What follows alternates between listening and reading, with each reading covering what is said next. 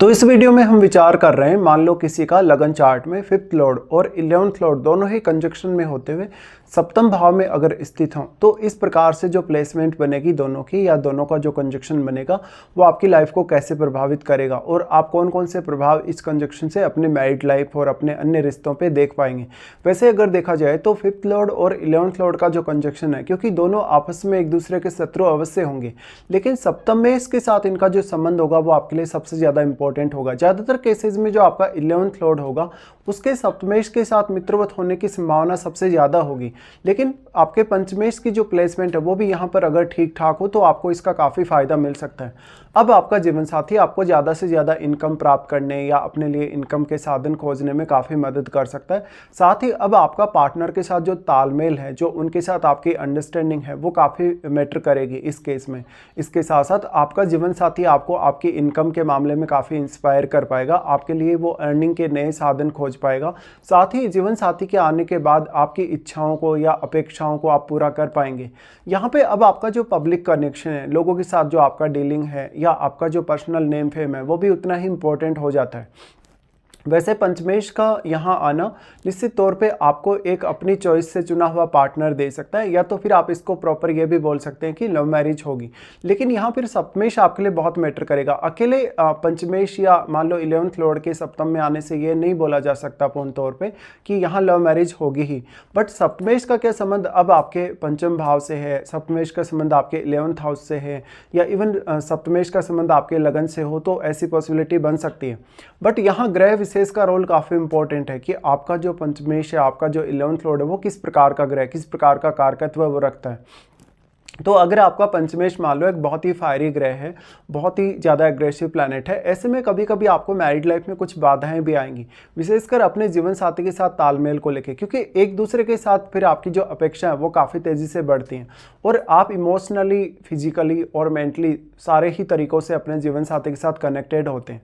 तो यहाँ पे अब आपका जो पार्टनर है काफ़ी रचनात्मक हो सकता है, या फिर आप बहुत ज़्यादा क्रिएटिव हो सकते हैं कुछ केसेस में। यहाँ पे अब आपका जो डिसीजन लेने का तरीका है, सोचने का तरीका है, विचार करने का जो तरीका है, वो आपके जीवन साथी से काफ़ी हद तक प्रभावित होगा। इसके साथ साथ इस बात की संभावना काफ़ी ज़्यादा होगी कि आप अपने इनकम के सोर्सेज पर ज़्यादा से ज़्यादा फोकस कर पाएंगे जीवन साथी के आने के बाद, और जीवन साथी आपको आपके नेटवर्क विस्तार में मदद करेगा। तो ये जो कंजक्शन बना वो बिजनेस करने के लिए भी बेस्ट साबित हो सकता है, लेकिन दोनों ग्रहों की यहाँ पावर कितनी है, कितने वेल प्लेस्ड वो आपके सप्तम भाव में है, ये आपको देख लेना चाहिए। अब जो 11th लॉर्ड का कनेक्शन है 5th लॉर्ड के साथ, ऐसे में आपको अपना लिए खुद के लिए मार्केटिंग करना काफ़ी आसान हो सकता है कभी कभी, और जीवन साथी आपकी इसमें काफ़ी मदद कर सकता है। तो अब सप्तमेश की प्लेसमेंट आपके लिए इंपॉर्टेंट हुई। इसके साथ साथ इंपॉर्टेंट ये भी आपके लिए हो गया कि आपके पंचमेश या आपके 11th लॉर्ड के साथ आपके सप्तम भाव में क्या कोई अन्य ग्रह स्थित है, और अगर स्थित है तो वो किस प्रकार का ग्रह है, और दोनों के साथ ही उसका जो रिलेशन है वो कैसा है। तो वो ग्रह अब उन ग्रहों को ही सबसे ज़्यादा मदद करेगा जो उसके मित्र हैं। तो या तो हो सकता है आपका पंचमेश उसका मित्र होगा, या तो फिर आपका 11th लॉर्ड उस ग्रह का मित्र होगा। ऐसे केस में अगर हम दृष्टियों के प्रभाव के हिसाब से भी देखें तो दोनों ही ग्रहों का प्रभाव आपके लगन पे होगा। ऐसे में क्या कोई ग्रह आपके लगन में बैठा है, देखिए लगन में बैठा हुआ ग्रह भी आपके उन दोनों ही ग्रहों को प्रभावित कर पाएगा। साथ में इन ग्रहों का प्रभाव हो सकता है आपके नवम भाव पे हो, दसम पे हो, या 11th पे हो, या आपके इवन 3rd हाउस पे हो। तो आपको इस हिसाब से भी विचार करना चाहिए। अब क्योंकि दोनों ही ग्रह आपके सप्तम भाव में बैठे हैं, ऐसे में पब्लिक आपको कैसे जज करती है, पब्लिक आपको कितना मान सम्मान देती है, या पब्लिक के लिए आपकी सोच कैसी है, वो भी काफ़ी इंपॉर्टेंट हो जाएगा। इसके साथ साथ आपके लिए जो 7th हाउस है वो अब सबसे ज़्यादा मैटर करेगा। कोई भी प्रकार का आप लाइफ में फैसला लेंगे या कोई भी डिसीजन लेंगे अपने जीवन साथी के साथ मिलके या जुड़ के,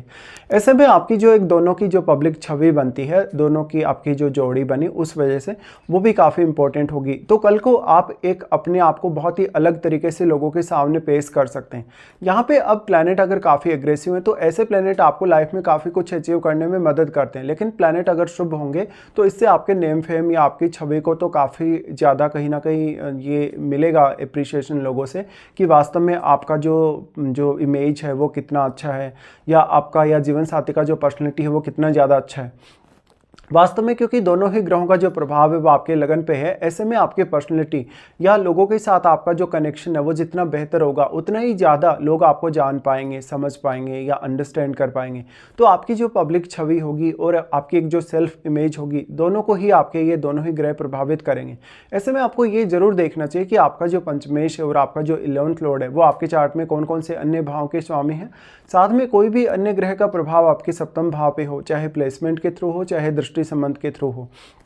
तो ये आपके लिए उतना ही ज़्यादा मैटर करेगा। अब लगन में बैठा हुआ जो प्लैनेट होगा वो आपके लिए काफ़ी इंपॉर्टेंट हो जाता है, क्योंकि लगन में बैठा हुआ प्लैनेट आपके इन दोनों ही ग्रहों को काफ़ी स्ट्रांगली प्रभावित करने में सक्षम है। इसके साथ साथ लगन में बैठा हुआ प्लैनेट आपके चार्ट में जिन जिन भावों का स्वामी है उन भावों के मामले में भी आपको विचार कर लेना चाहिए।